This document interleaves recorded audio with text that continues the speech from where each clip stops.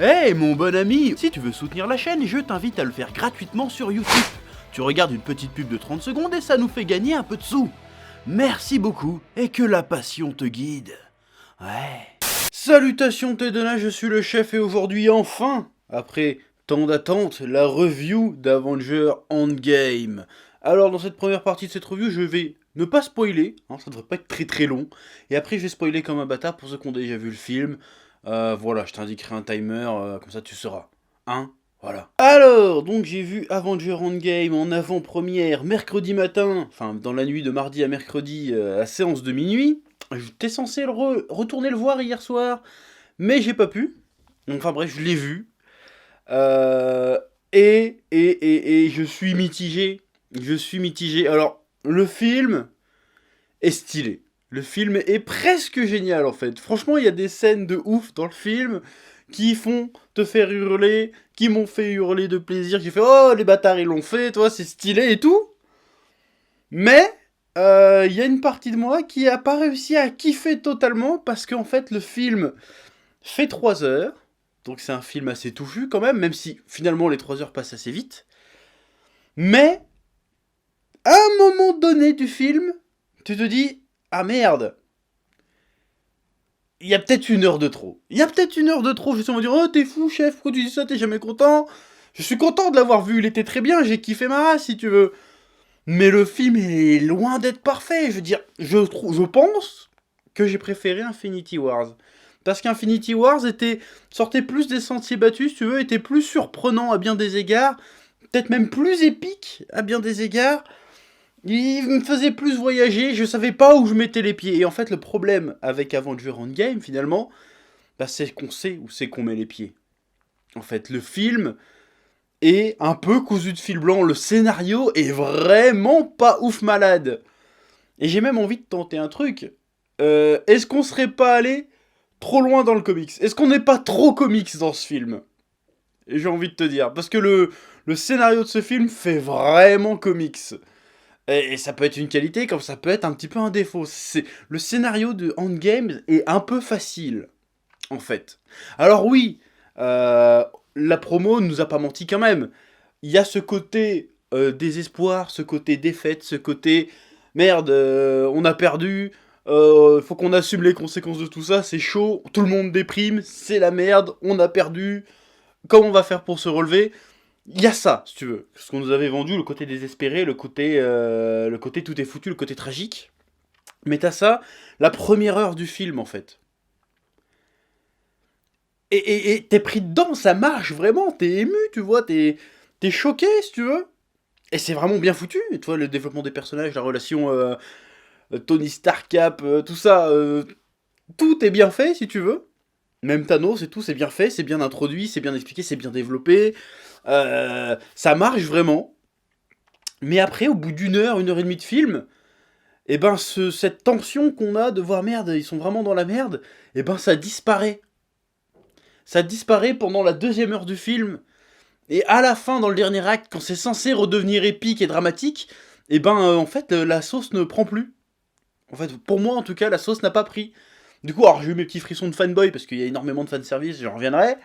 Il y a une scène que j'attendais qui est vraiment là, et qui quand elle arrive, elle est stylée, hein, y a pas de truc à dire là-dessus.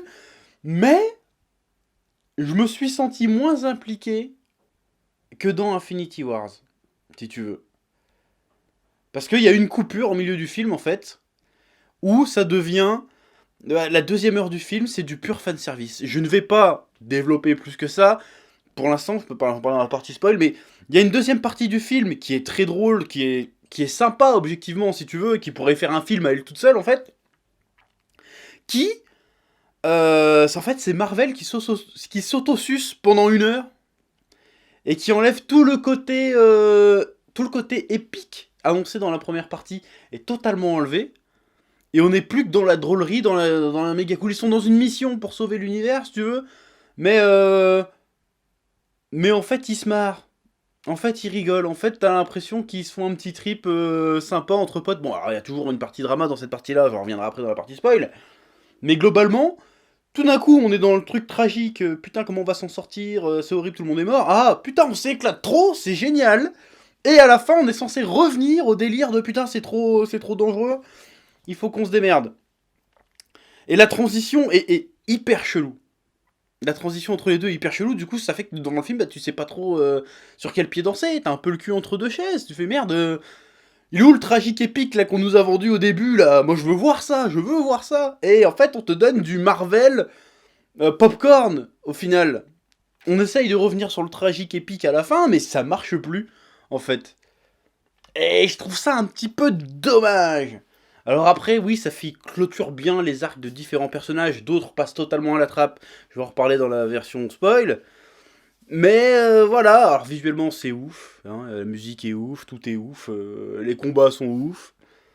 Mais le scénario est trop facile. Le scénario est beaucoup trop facile, en tout cas dans les 2 tiers du film. Le scénario est beaucoup trop facile. Et c'est dommage parce que le scénario dans Avengers Infinity Wars n'était pas facile. Il prenait un peu le contre-pied des trucs, si tu veux. Il proposait vraiment un truc nouveau dans l'univers Marvel, alors que là, on a le maxi best-of, si tu veux, de tout ce qui a été fait dans l'univers Marvel jusqu'à présent. Alors ça peut être pertinent, dans le sens où c'est censé clôturer un arc, clôturer une saga de 22 films sur 11 ans. D'accord, ok. Mais est-ce que c'est vraiment, en termes de storytelling, je te parle, est-ce que c'est vraiment à la hauteur de ce qu'on aurait pu attendre avec Infinity Wars? Bah, je crois pas. Je crois pas. Alors, c'est cool, c'est stylé, mais, tu vois, il manque juste... Pour moi, alors, ils ont tous vendu le fait que le film durait 3 heures et que, en plus, le Director's Cut à la base était plus court que ça, et qu'ils l'ont rallongé, oh, on va aller jusqu'à 3 heures, on s'en bat les couilles, et ben je pense sérieusement qu'il y a bien 45 minutes de trop dans le film. En vrai, t'enlèves les 45 minutes de trop où c'est gag sur gag sur gag, bah le film il garde son ton, tu vois, il garde son atmosphère, et je suis persuadé qu'à la fin, bah j'aurais chialé, j'aurais été là, oh putain, c'est génial, tu vois. Et ben non, j'ai été désamorcé. J'ai été désamorcé, c'est comme perdre ton érection au milieu d'un truc. Voilà, bah j'ai été désamorcé, c'est pareil. Ouais, ma métaphore est pourrie, mais c'était un peu ça. J'étais au début, j'étais en train de me chauffer et tout, puis tout d'un coup, oh bah non. Et puis après t'essayes de me réchauffer derrière, bah non, c'est trop tard, hein. C'est passé, voilà. Et bah ça, c'est un peu ça, Avenger Endgame en fait. Et c'est à peu près tout ce que j'ai à dire sans spoiler.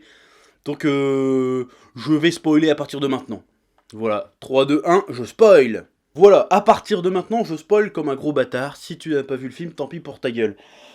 Alors, gros problème du film, pour moi, la seconde partie. La seconde partie du film, a.k.a. Retour vers le futur version Marvel, qui, de base, est plutôt une bonne idée, mais qui, dans l'exécution, flingue un petit peu le rythme du film et les enjeux du film, si tu veux. Enfin, la tension du film. Pourquoi? Parce que si tu veux, en fait, bon, je raconte quand même le délire, c'est qu'il passe par le royaume quantique, bon ça tout le monde l'avait deviné bien avant, il passe par le royaume quantique pour remonter le temps, tout ce que tu veux. Et en fait, bon, à part Natasha et Clint, qui sont un peu dans la merde, qui Natasha meurt, et qui ça se passe un peu mal, qui a vraiment de la tension, tous les autres réussissent leur mission en 2-2, si tu veux.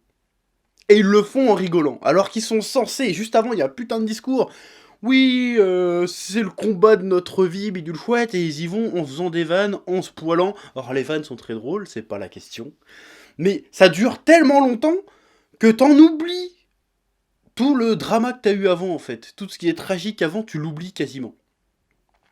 Et à part la mort de la veuve noire à la toute fin du truc, de cette phase-là, du film, et ben il n'y a pas tellement de tension ni de gros méga enjeux en fait. En fait, tu le sens pas, c'est vraiment fan service. Regardez, on retourne à l'époque du premier Avenger, on fait des clins d'œil à Captain America Civil War, on reprend nos répliques cultes. Il y a un petit côté what if si tu veux, qui pourrait être sympa et qui est sympa, mais qui nuit au film.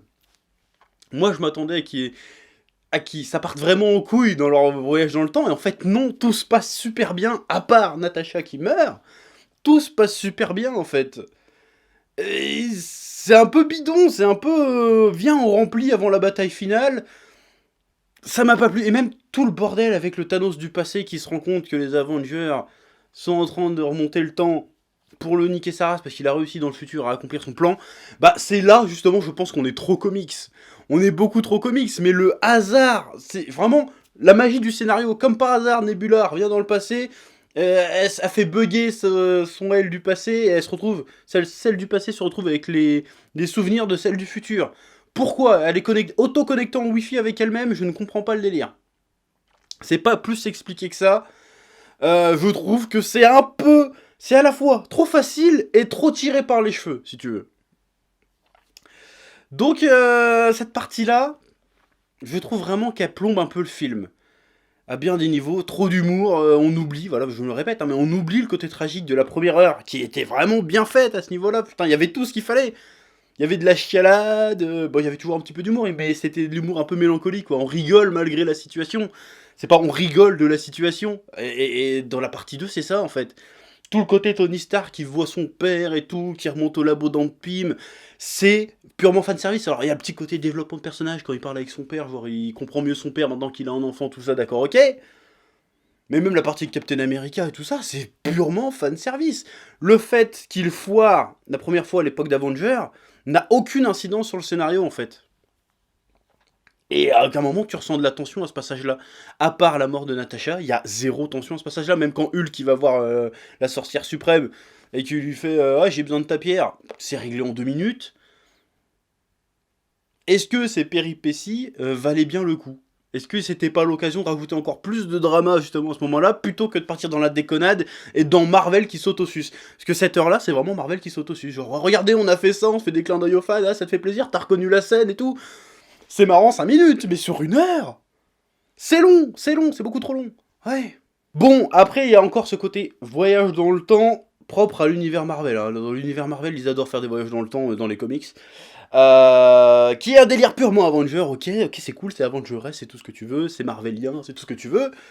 Mais ça pose des problèmes de continuité. Alors, ils essayent d'expliquer qu'en fait, le passé... Quand on retourne dans le passé, c'est notre futur, du coup, ça fait, en fait, on va dans un passé parallèle, plus ou moins, si j'ai bien compris. Même la sorcière suprême l'explique à un moment donné, ou l'ancien, tu l'appelles ça comme tu veux. Mais, à la fin, là je spoil la fin, je vais rien à foutre, quand Steve Rogers retourne dans les années 50 pour serrer Peggy Carter, et que, bah, il décide de rester et de vieillir, et de vivre sa vie dans cette époque, comment ça se fait qu'il se retrouve dans le futur, c'est-à-dire le présent des Avengers du film? Ça, j'ai pas compris. Or, même si à la base, il repart pour réparer les timelines, pour que les trucs se passent, il est quand même dans des passés différents. Ils ont choisi le mode voyage dans le temps à la Dragon Ball, si tu veux. Quand Trunks du futur, il repart dans son futur, et qu'il change le passé, son futur, c'est toujours la merde. Bah là, c'est censé être pareil. Donc, comment Steve Rogers vieux se retrouve dans la timeline principale, entre guillemets?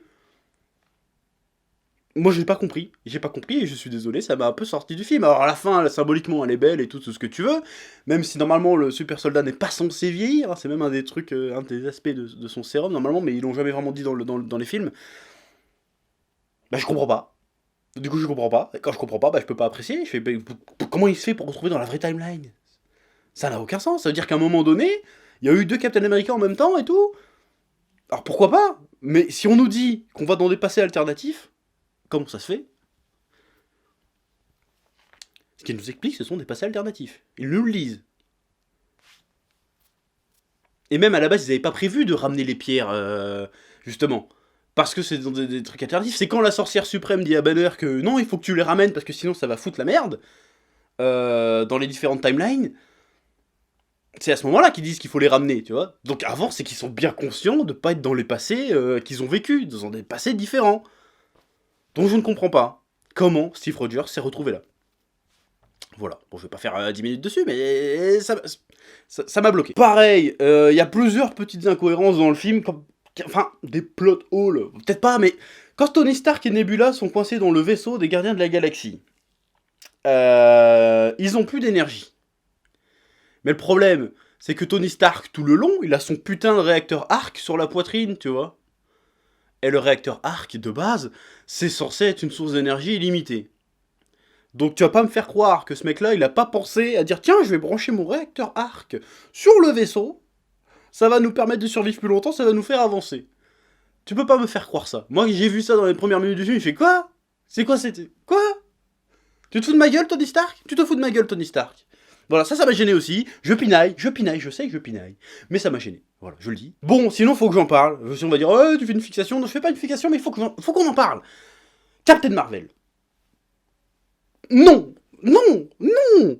Captain Marvel, c'est le pire truc qu'il fallait faire. Bon, heureusement, j'ai eu peur à un moment donné que ça allait être le putain de Joker, parce qu'ils nous l'ont vendu comme ça, hein. Tiens, on va regarder Captain Marvel, regardez la fin d'Infinity Wars, Nick Fury appelle Captain Marvel, on refait le film Captain Marvel, vous allez voir comment elle va être importante pour Endgame, ça va être essentiel. Mon cul c'est du poulet, elle est pas essentielle du tout, et quand elle arrive, eh ben elle désamorce un peu le délire. Elle désamorce un peu le délire. À la fin, quand elle arrive, elle détruit le vaisseau de Thanos à elle toute seule, tu fais bon, bah... Et chaque... En fait, c'est pas grave ça, en fait, qu'elle soit super puissante, c'est pas le problème. Le vrai problème, c'est que chaque putain de réplique qu'elle a dans ce film, et aussi bien dans Captain Marvel d'ailleurs, et c'est un des problèmes, c'est qu'à chaque fois qu'elle ouvre la bouche, c'est pour dire « Je suis plus forte que vous. Je suis plus forte que vous, je suis plus indépendante. Niquez vos mères. C'est moi Captain Marvel. » Ça m'a saoulé, ça m'a saoulé. Ça a pas saoulé que moi d'ailleurs, parce que même... je suis allé voir le film avec 2 personnes qui n'avaient pas vu Captain Marvel, elle les a saoulés aussi. Donc voilà, à quoi sert-elle? Pourquoi l'introduire à ce moment-là? Je ne sais pas, parce qu'en plus... Moi je pensais qu'il y aurait eu un lien, parce que son pouvoir, Captain Marvel, vient de la pierre de l'espace. Or peut-être que là, il y aurait pu avoir une petite connexion. Ouais, Thanos m'a repiqué mes pouvoirs, ou je sais pas, un truc du genre. Genre, elle aurait pu niquer une pierre grâce à ses pouvoirs, je n'en sais rien, ou résister aux pierres. Mais non, elle est juste là. Bonjour, je suis revenu avec une nouvelle coupe de cheveux, je vais vous aider. Heureusement que je suis venu. Oh là là, je suis bien plus forte que Thanos. Moi, Thanos, au final, il la baise avec l'objet d'utiliser le pouvoir d'une pierre pour la niquer. Mais quand même. Pourquoi? Tu nous as menti, Marvel. Enfin, tant mieux, finalement, que tu nous aies menti, parce que j'aurais vraiment eu du mal à digérer que la super-héroïne pétée qui vient d'arriver sauve le game, si tu veux. Alors qu'elle le mérite pas, finalement, elle vient d'arriver. Alors même si elle a un gros background de machin qu'on ne connaît pas, ça m'aurait un peu cassé le cul que ça soit pas les Avengers d'origine qui triomphent. Voilà. Mais ça m'a saoulé. Ce personnage me saoule, il me saoule. Voilà. Et j'ai très peur, si le futur du MCU s'articule principalement autour d'elle... Voilà. C'est une question aussi qu'il faut se poser, parce qu'il y a beaucoup de scènes dans le film qui présentent un peu la suite, notamment dans la bataille finale. T'as une scène un peu sympathique où t'as toutes les héroïnes qui aident je sais plus qui à faire avancer le gant jusqu'au camion d'Ant-Man, qui est très stylé, qui est bien faite et qui vraiment, il y en a qui, j'ai déjà vu des articles se plaindre, ouais les 20 secondes féministes. Franchement, ça existe dans les comics et c'est pas gênant, c'est bien fait, c'était stylé. Franchement, bon tu vois le truc venir comme une maison, tu fais oh quand même, et puis c'est stylé, donc c'est pas grave, tu vois. Et c'est pas un frein à l'histoire ou quoi que ce soit, c'est 20 secondes, quoi, donc y'a pas besoin de gueuler pour ça, et en plus c'était plutôt bien fait, c'était plutôt stylé, c'était un petit hommage aux femmes de Marvel qui était plutôt bien foutu. Mais ça annonce un peu la couleur du futur du MCU. Voilà, parce qu'à un moment, tu vois, il y a une espèce de relais. Il se passe le gant de la fille, bah t'as vu le film de toute façon. D'abord t'as Spider-Man qui prend le gant de la fille, bon d'abord t'as Clint, qui passe le gant à T'Challa, T'Challa passe le gant à Spider-Man, Spider-Man passe le gant à je sais plus qui, j'ai oublié à qui il la passe, et là t'as toutes les meufs de Marvel qui arrivent. T'as un peu la symbolique, la nouvelle génération arrive, tu vois. Et bon, faites pas la même connerie que vous avez fait dans les comics.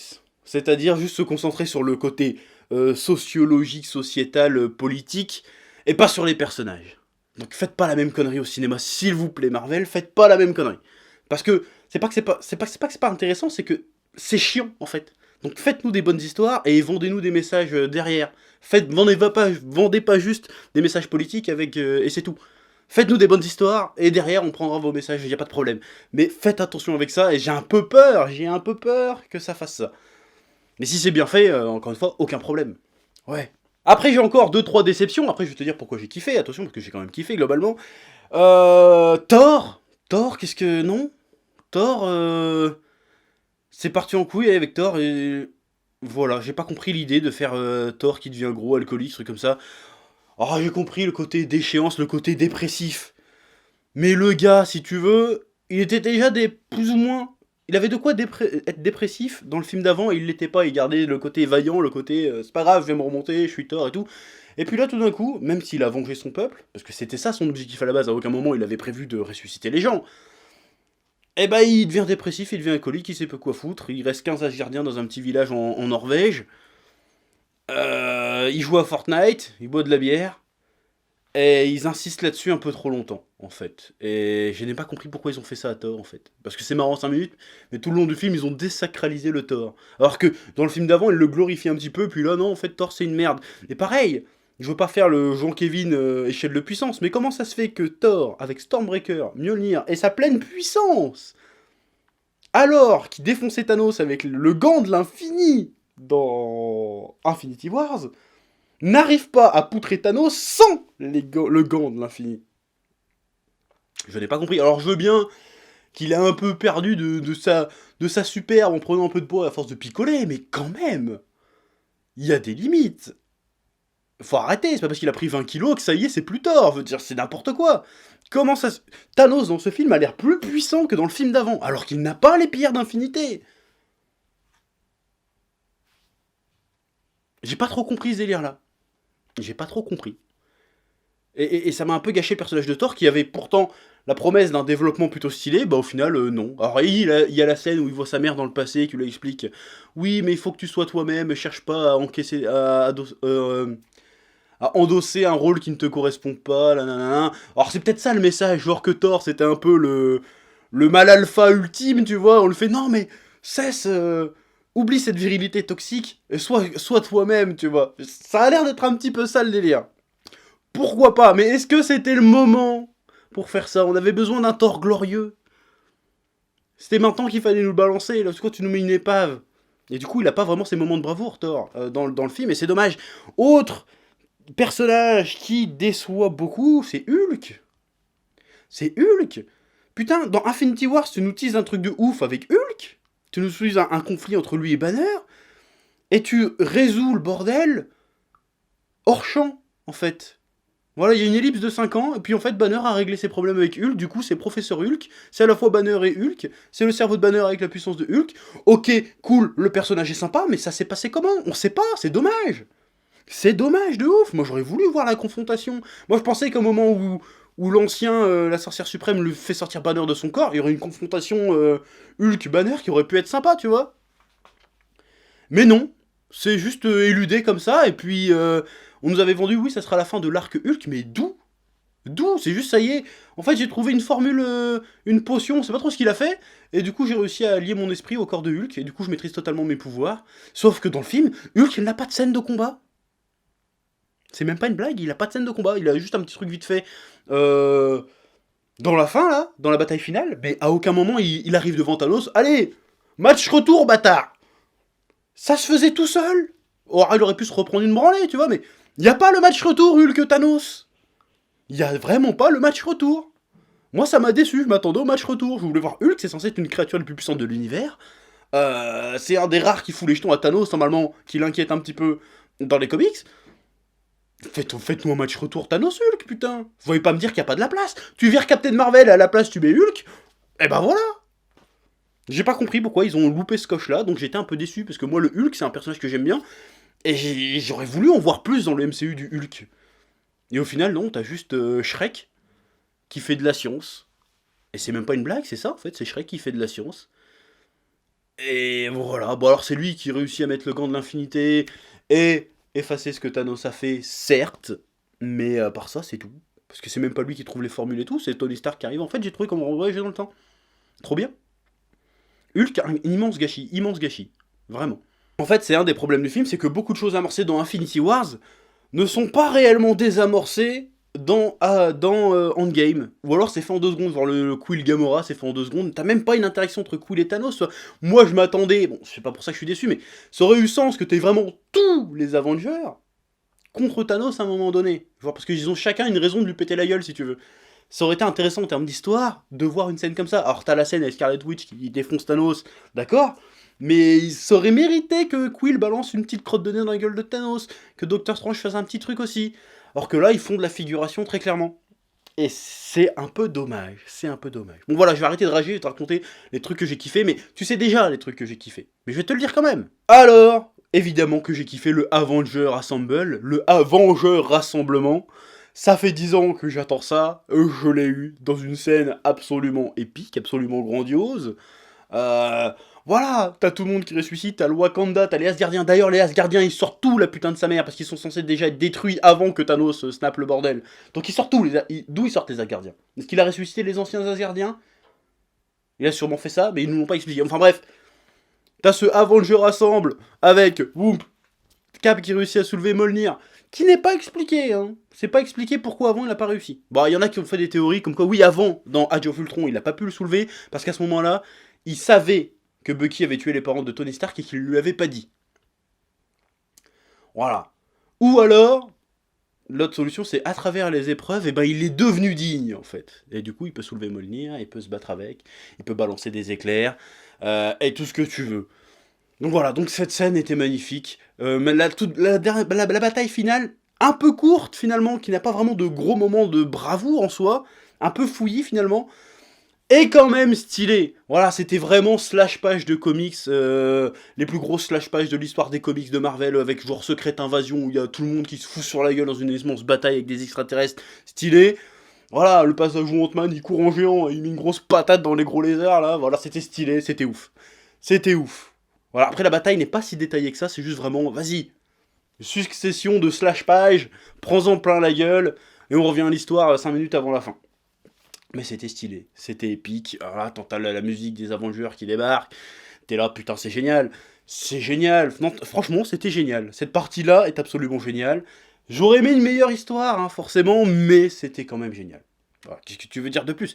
C'était stylé. Même les scènes au début où tout le monde chiale, où tout le monde machin, c'était vraiment bien foutu.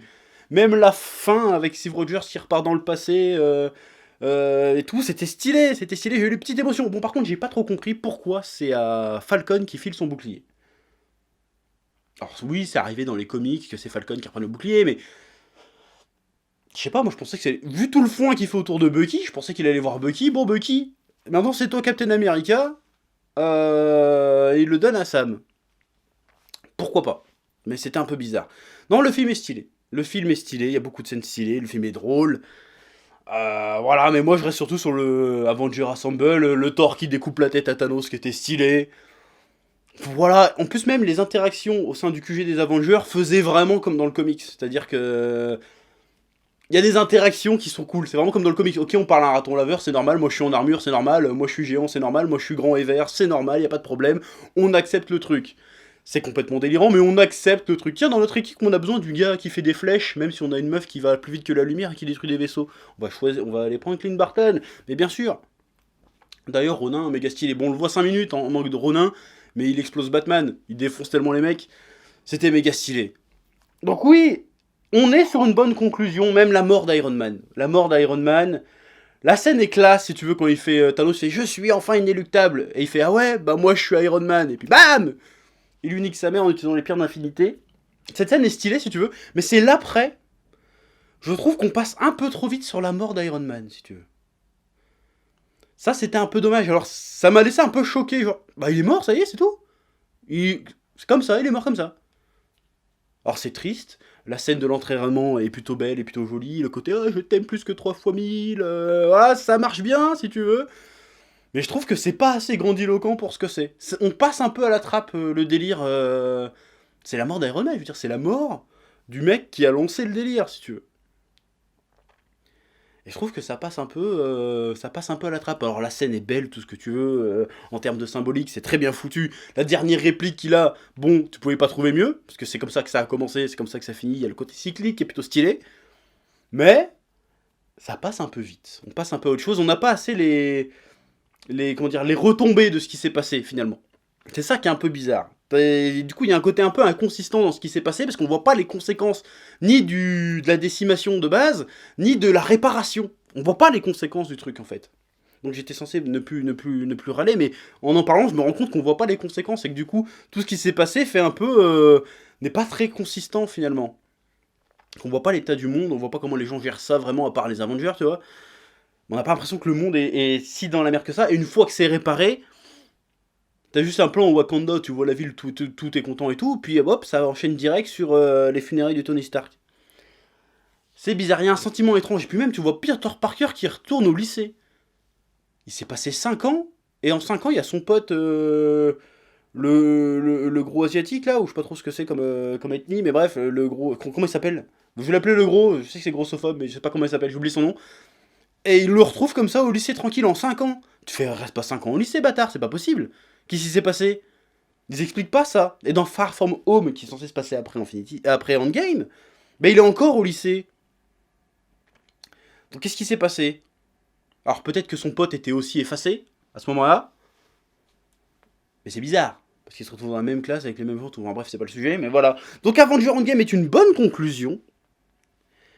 En soi. Hein, on peut pas dire que c'est pas une bonne conclusion. Mais il y a beaucoup de trucs un petit peu gênants qui m'ont empêché de réellement être en extase devant le film. Voilà. Alors il y a des scènes que j'ai toujours voulu voir, il y a du fanservice à foison. Mais à un moment, est-ce que c'était pas trop ce qu'on attendait, en fait? Est-ce que c'était pas trop ce qu'on attendait? Est-ce que c'était pas trop ce que j'attendais? Ce qui fait que j'ai eu du mal à m'enjailler. Il y a trop d'incohérences bizarres. J'ai pas réussi à éteindre mon cerveau et à juste kiffer le film. Et je pense que c'est un film, finalement, tu dois juste kiffer. Voilà, c'est Marvel qui te remercie de 10 ans de fidélité. Prends dans ta gueule, ferme ta gueule. Quelque part. Mais j'ai eu du mal à faire ça. J'ai eu du mal à faire ça. Après, je le reverrai avec plaisir, bien évidemment, parce qu'il est quand même méga cool. Il n'y a pas à chier. Voilà, je pense que Captain America, son développement. Je pense que c'est vraiment le héros du film, en fait, de Captain America et Iron Man en second. Il y a une bonne conclusion, il y a tout ce que tu veux. Mais voilà, l'histoire est un peu trop légère, en fait. L'histoire est un peu trop légère. L'histoire qui est entre le début et la fin fait que ça manque un peu de. Je pense que ça manque de consistance. Ça manque de consistance. C'est bon, tu vois, mais il y a un goût de trop peu. Il y a un goût de trop peu. Et pourtant, le film dure 3 heures et j'ai eu un goût de trop peu, en fait. Est-ce que parce que j'avais trop d'attentes? Je pense pas que j'avais trop d'attentes, parce qu'en général, je n'ai pas spécialement de méga attentes. J'ai plus l'attente de voir le film que du film en lui-même. Donc voilà. Je sais pas. Donc Avenger Endgame, il est très bien, il est cool. Mais sur bien des points, je trouve qu'il est moins maîtrisé que Infinity Wars. Voilà, ça va être ma conclusion. Bien, mais voilà quoi. Bref, comme d'habitude, je te laisse le soin de dire ce que t'as pensé du film dans les commentaires, de mettre un pouce bleu, de t'abonner, de mettre un pouce rouge et de m'insulter parce que j'ai osé émettre quelques critiques. Mais voilà, alors le film est joli, le film est sympa, le film est cool. Mais, voilà, ça me fait chier de mettre ce mais il y a forcément un mais. Mais il est kiffant et je le reverrai avec plaisir et je prendrai en Blu-ray tout ce que tu veux. Voilà, je pense que c'est un film qui fera date quand même. Parce que c'est quelque chose d'historique si c'est passé. Là, on a une saga de 22 films qui se clôture comme ça, stylé. Après, bon, on va partir sur autre chose. Mais limite, restez là-dessus, Marvel. Arrêtez de faire des films après. Parce que, en vrai, là, vous êtes un peu à l'apothéose du truc. Je pense pas que vous arriverez à faire mieux, en fait. Alors, peut-être que si, peut-être que c'est moi qui manque d'imagination. Mais je vois pas comment on pourrait faire mieux. Des Iron Man et des Captain America, tu les crées pas comme ça. Et comment vous essayez de forcer Captain Marvel pour que ça devienne la nouvelle égérie du truc? En vrai, la sauce apprendra jamais. La sauce apprendra jamais. Alors je sais que Captain Marvel a fait plus d'1 milliard mon cul. En tout cas, moi de mon côté, la sauce prendra pas avec Captain Marvel. Mais limite, j'aurais préféré que vous gardez Black Widow et que Black Widow devienne la nouvelle leader parce qu'elle a un peu le côté Captain America aussi. Là, j'aurais dit oui. Même Pepper Pot, mettez-moi Pepper Pot. Pepper Pot en nouvelle Iron Man en rescue là, je prends. Je prends de ouf. Mettez Black Panther en nouveau chef des Avengers, je prends de ouf aussi. Même Sam, le Falcon, c'est le nouveau Captain America, c'est lui le chef. Prenez-le lui. Parce que Carol Danvers, comment vous l'avez fait dans le film? Non, je peux pas. Je ne peux pas, je suis désolé, je ne peux pas. Voilà, bref. Je me casse. Ouais. Eh oh, tu vas pas te barrer comme ça, hein? Tu vas laisser un pouce bleu? Un petit pouce bleu, hein? Puis tu regardes aussi les autres vidéos? Parce que voilà, tu t'abonnes? Ouais? Ouais.